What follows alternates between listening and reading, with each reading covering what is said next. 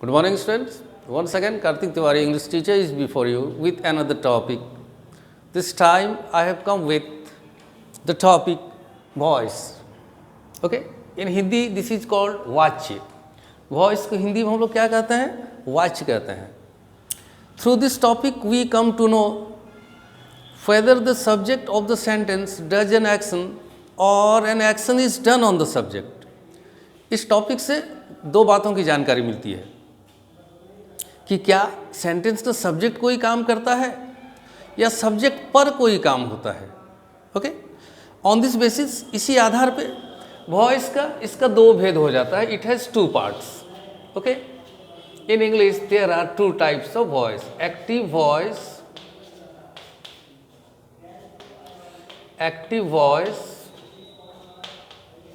and passive voice.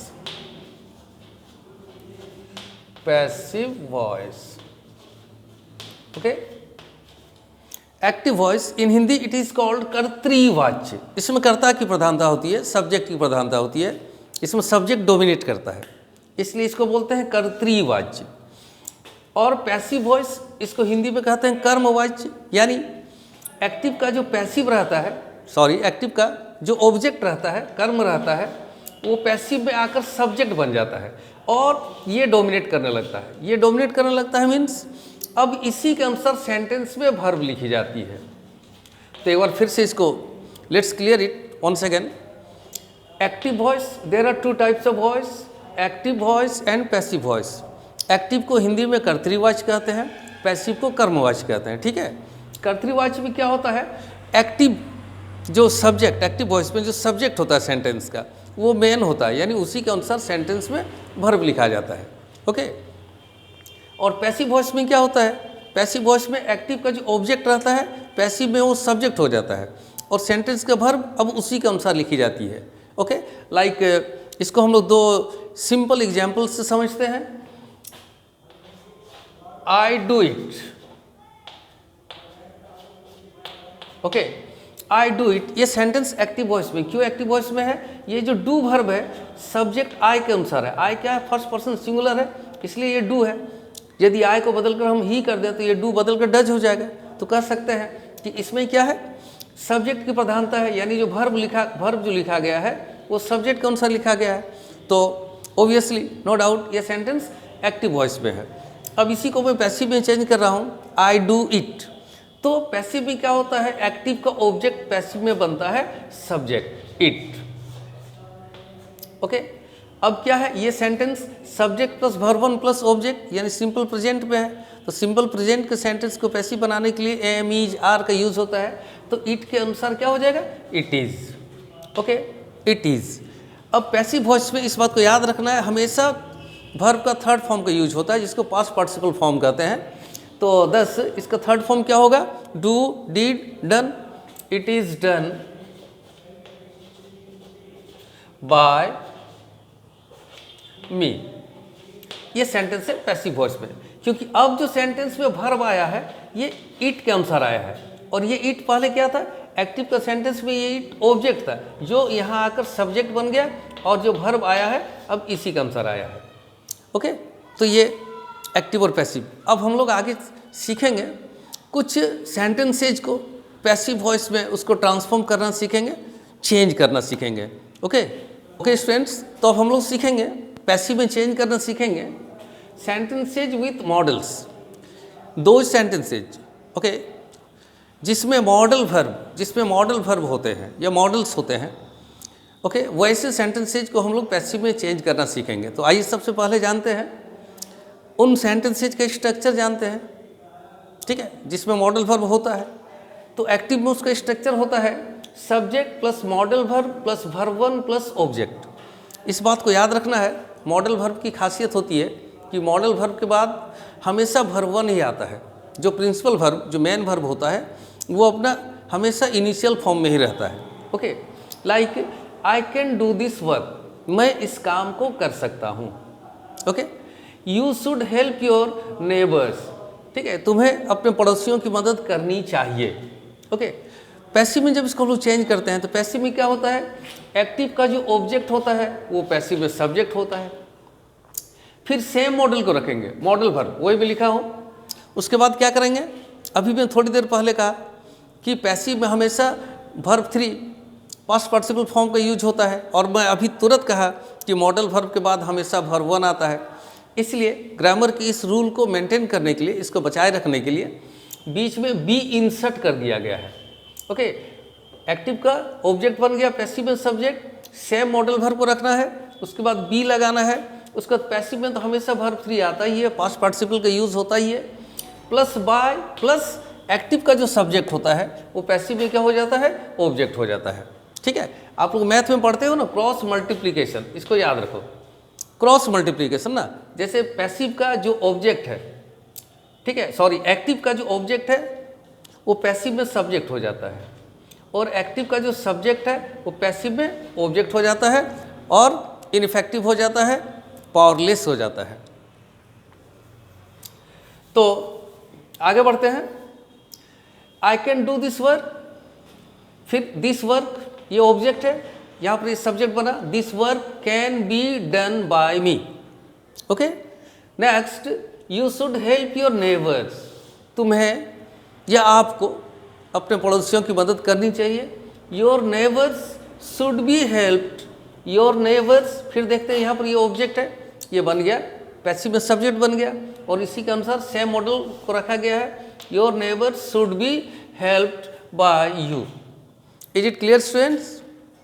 इसी pattern पे आप लोग किसी भी मॉडल को ढाल के बना सकते हैं, जितने भी मॉडल्स है, shall, should, will, would, ought to, must, सब सेम पैटर्न पे चलेगा।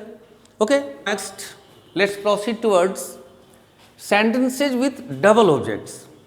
ओके, सच सेंटेंसेज, ऐसे वाक्य जिसमें डबल ऑब्जेक्ट्स हों, 2 ऑब्जेक्ट्स हों, इसको हिंदी में बोलते हैं द्विकर्मक वाक्य। क्या कहते हैं हिंदी में? द्विकर्मक, जिसमें 2 कर्म हो, डबल ऑब्जेक्ट्स हो। तो जनरली देखा जाता है जहाँ पे डबल ऑब्जेक्ट्स आता है, 2 कर्म होते हैं, ठीक है, तो उसमें एक को डायरेक्ट ऑब्जेक्ट कहा जाता है, एक को इनडायरेक्ट ऑब्जेक्ट कहा जाता है। तो आप लोग कैसे जानोगे which one is the direct object and which one indirect object? आप लोग कैसे जानोगे कि कौन सा डायरेक्ट ऑब्जेक्ट है, कौन से इनडायरेक्ट ऑब्जेक्ट है? ये जानना जरूरी है। तो व्हाट लगाकर क्वेश्चन करना है, व्हाट लगाकर क्वेश्चन करना है, जो आंसर आएगा वो डायरेक्ट ऑब्जेक्ट होगा और जो एक बचेगा वो इनडायरेक्ट होगा। तो आइए देखते हैं इसमें, I gave Ram a pen, मैंने राम को कलम दी। I subject, gave give verb, this is the second form of give verb, Ram object और pen object. Similarly she gave me a ring, okay, she subject, give verb, me object, a ring object. Obviously दोनों sentence में 2 objects है, तो अभी मैं कहा कि direct कौन सा है, व्हाट लगाकर क्वेश्चन कर देना है। Like I gave Ram a pen, मैंने राम को कलम दी, व्हाट डिड आई गिव, क्या दिया, पेन, आंसर क्या आ रहा है, पेन। तो ये हो गया, ये पेन हो गया डायरेक्ट ऑब्जेक्ट, और एक जो बचा राम, ये इनडायरेक्ट ऑब्जेक्ट। सिमिलरली यहाँ पे इसी को अप्लाई करेंगे, she gave me a ring, वो मुझे अंगूठी दी, what did she give me, मुझे क्या दी, व्हाट लगाकर, रिंग, आंसर आ रहा है रिंग, तो ये हो गया डायरेक्ट ऑब्जेक्ट, डीओ। ये हो गया मी, इनडायरेक्ट ऑब्जेक्ट। ओके, ये डायरेक्ट ऑब्जेक्ट और ये इनडायरेक्ट ऑब्जेक्ट। तो पैसिव में, पैसिव बनाने के समय हम लोग डायरेक्ट इनडायरेक्ट में से किसी को भी हम लोग सब्जेक्ट बना सकते हैं, ठीक है। तो आइए बनाते हैं, I gave Ram a pen, पहले राम जो इनडायरेक्ट ऑब्जेक्ट है इसको मैं सब्जेक्ट बनाता हूं, तो क्या हो जाएगा, राम। ये सेंटेंस किस टेंस में है, subject plus verb two plus object, simple past में है। तो सिंपल पास्ट के सेंटेंस को पैसिव बनाने के लिए वाज या वर्ब, हेल्पिंग वर्ब का यूज किया जाता है। तो राम का आंसर वाज होगा, Ram was given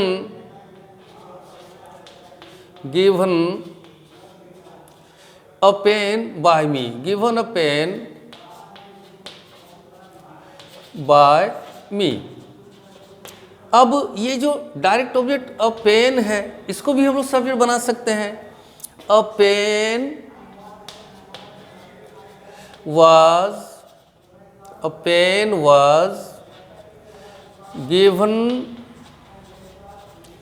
was given to Ram by me।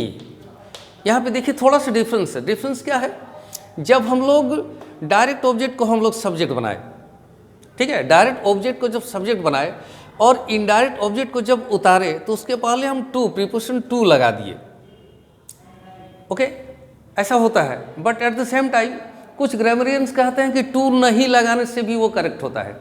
यदि हम यहाँ टू नहीं भी लगाएं, ऐसे भी लिख दें, a pen was given Ram by me, to वहाँ स्टूड है, टू माना जाता है, लेकिन आप लोग टू लगाओगे जब डायरेक्ट ऑब्जेक्ट को सब्जेक्ट बनाएंगे तब। Similarly C gave me a ring, okay, फिर हम इनडायरेक्ट ऑब्जेक्ट मी, ये ऑब्जेक्ट को सब्जेक्ट बनाते हैं तो ये नॉमिनेटिव केस कर्ता कारक में हो जाएगा तो आई होगा, ओके। वंस अगेन ये सिंपल पास्ट टेंस भी है, सेंटेंस है, तो वाज ये वर्क यूज होगा, आई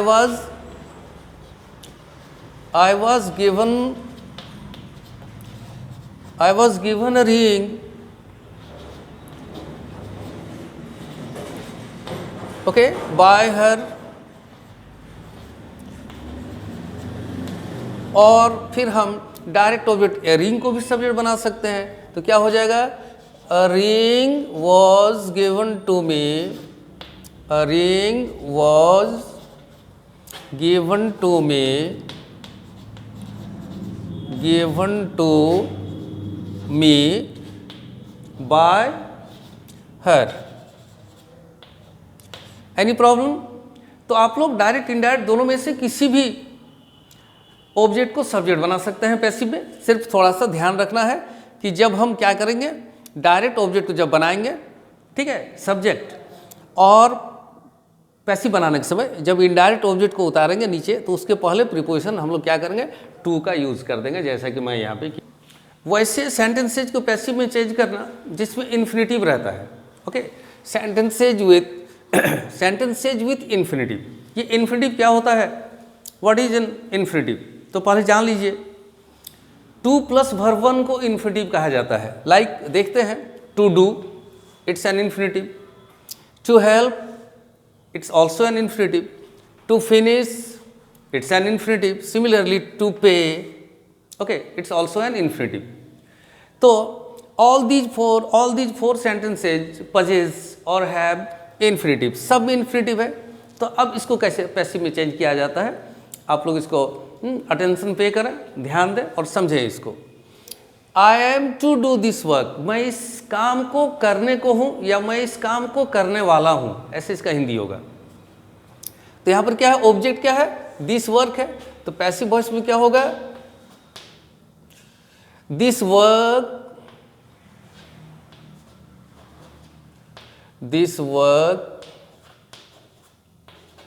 ओके। नाउ पहले क्या था, आई सब्जेक्ट, तो इसलिए एम हेल्पिंग वर्ब था। अब दिस वर्क, इसके अनुसार इज होगा, दिस वर्क इज। इन्फिनेटिव को कैसे टूटता है, इन्फिनेटिव कैसे तोड़ा जाता है, इन्फिनेटिव को ज्ञात, इसको गौर कीजिए।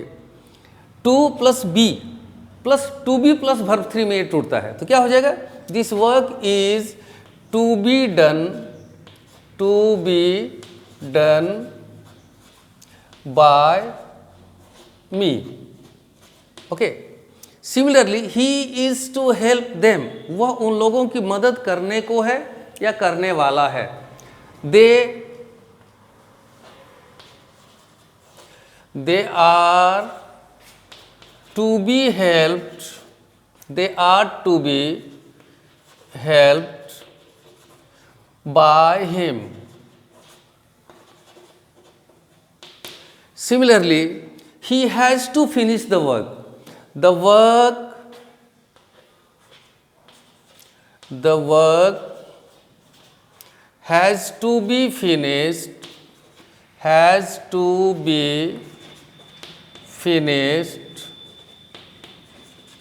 okay, by him।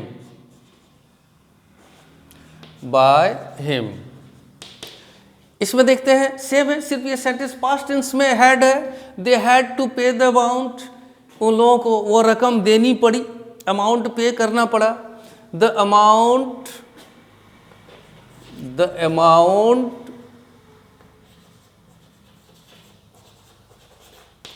had to be paid,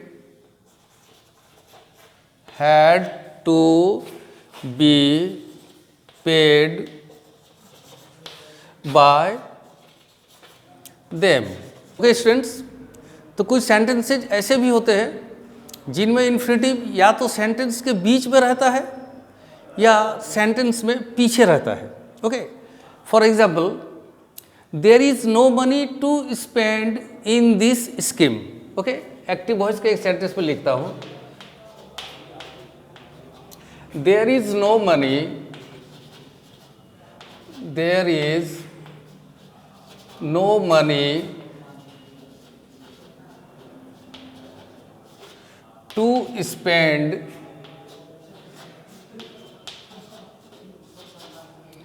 in this scheme. इस स्कीम में, इस योजना में खर्च करने को पैसे नहीं हैं। स्कीम, तो इसमें देखते हैं to spend which is an infinitive, जो कि एक इन्फिनेटिव है, सेंटेंस के बीच में है, मिडिल में है। कोई बात नहीं है, rest part of the sentence जब पैसिव बनाएंगे तो सेंटेंस के बाकी हिस्सा एज इट इज उतार देंगे, और ये जो इन्फिनेटिव है इसको तोड़ेंगे, टू बी प्लस वर्ब 3 में टूटेगा ये, जैसा कि पहले ही सुन चुके हो।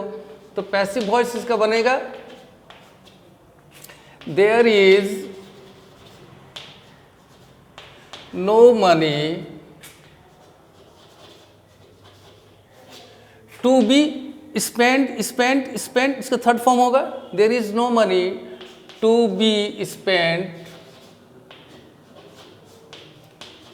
To be spend in this scheme. ये एज इट इज आ जाएगा, इन दिस स्कीम।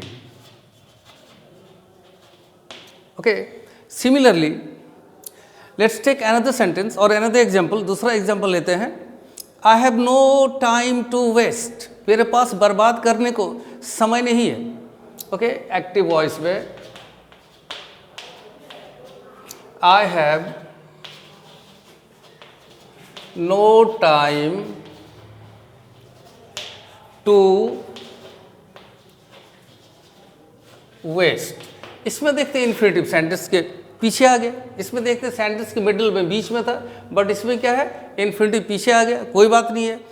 ओके, बाद बाकी एज इट इज उतरेगा और ये फिर टू बी प्लस वर्ब 3 में टूटेगा, तो इसका पैसिव वॉइस हो जाएगा, I have no time,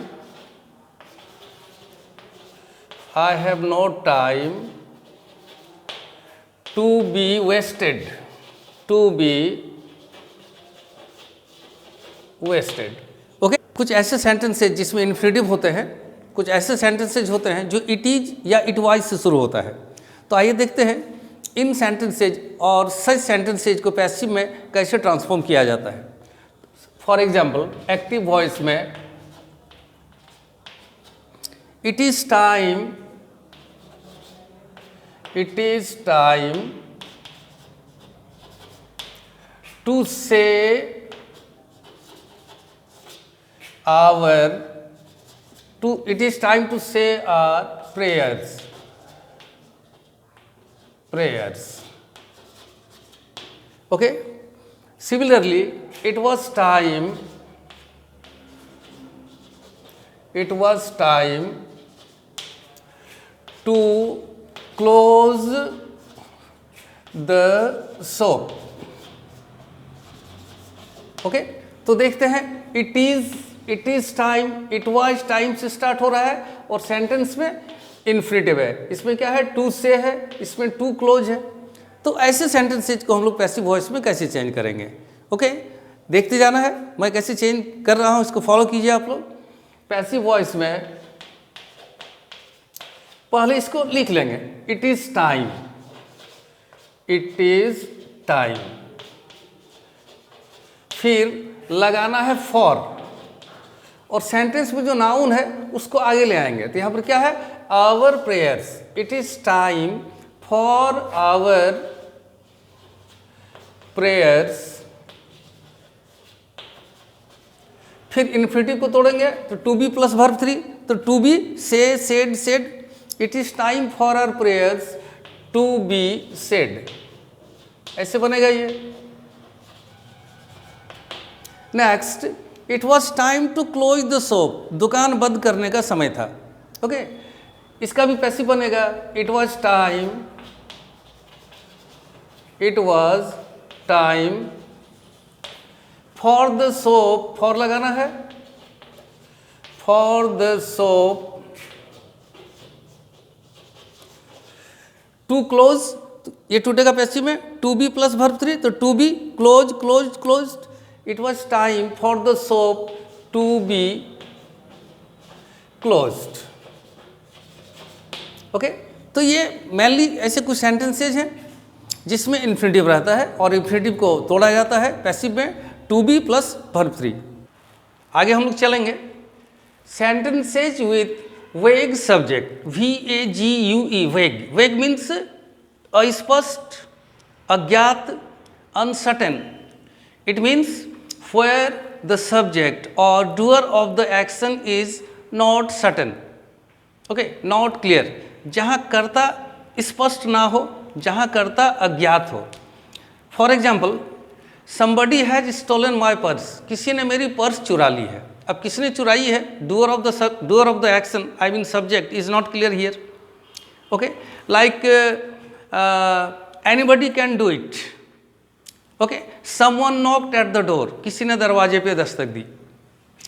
people speak Hindi in Bihar, लोग बिहार में हिंदी बोलते हैं। तो इस तरह के जो सब्जेक्ट होते हैं, people, somebody, someone, anybody, anyone, nobody, no one, everything, anything, okay, these are called, ये सब कहे जाते हैं वेग सब्जेक्ट कहे जाते हैं, अज्ञात, अस्पष्ट, अनसर्टेन सब्जेक्ट। ओके, तो इनका पैसिव कैसे बनता है, एग्जाम्पल लेते हैं एक्टिव वॉइस में,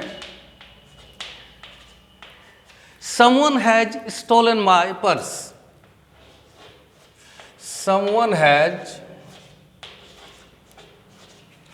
someone has stolen my purse, stolen my purse, okay. Next, active में ही, एक्टिव वॉइस में ही, एनीबडी कैन डू इट, कोई भी इसे कर सकता है, anybody can do it. Similarly, people speak Hindi in Bihar, people speak Hindi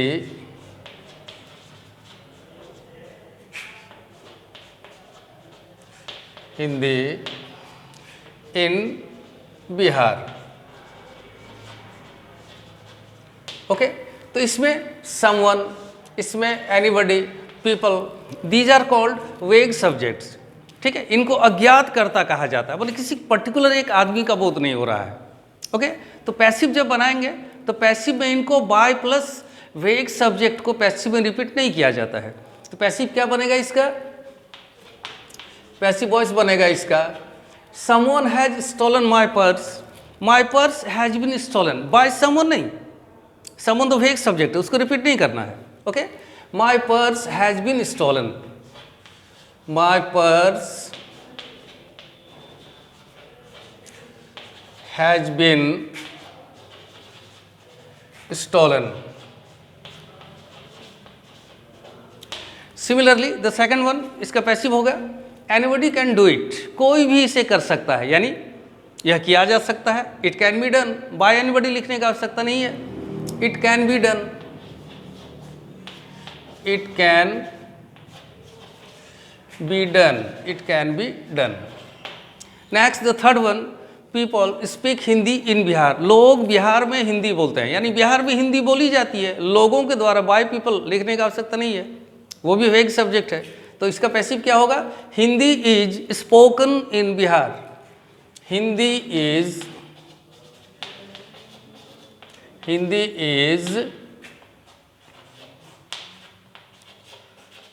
spoken in Bihar. Okay students, next आऊँगा एक्टिव पैसिव वॉइस के साथ ही आऊँगा और दूसरे तरह के सेंटेंसेज को, ठीक है, पैसिव में कैसे चेंज किया जाता है, नेक्स्ट वीडियो में मैं इसको लेकर आ रहा हूँ very soon. Till then good bye.